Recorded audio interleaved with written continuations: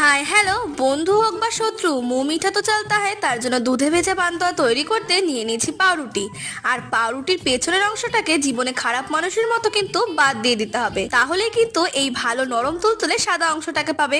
এবার এর মধ্যে মিশিয়ে দাও তোমার খাটনি, অর্থাৎ এই পান্তুয়াকে আরো নরম তুলতুলে করবে কিন্তু দুধ, যার জন্য কিন্তু আমি পরিমাণ মতো দুধও গুলিয়ে নিয়েছি।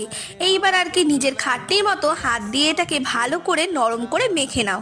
দেখবে দিন শেষে কিন্তু তুমি একটা সুন্দর জীবন পাবে, মানে একটা সুন্দর ডো পাবে। এবার তোমার জীবনটাকে তুমি ঠিক যেইভাবে সাজিয়ে নিতে চাও সেইভাবেও কিন্তু এখানে পান্তুয়ার আকারগুলো তুমি দিয়ে নিও। এবার কিন্তু পালা নিজেকে আরো সুন্দর করে সাজিয়ে তোলার, যার জন্য কিন্তু তেল গরম করে নিয়েছি আর তেলের মধ্যে পান্তুয়াগুলোকে লাল লাল করে ভেজেও নিয়েছি। এইবার এই পান্তুয়া অর্থাৎ তোমার জীবনে আরো মিষ্টত্ব আনতে তৈরি করতে হবে চিনির একটা গাঢ় শিরা। এবার আর কি, এবার তো লোকে দেখবে আর আরো চলবে, যার জন্য কিন্তু মিষ্টি তৈরি হওয়ার পর ওপর থেকে দিয়ে দিচ্ছি কিছুটা দুধ। বাড়িতে ট্রাই করো, ভালো লাগে সাবস্ক্রাইব।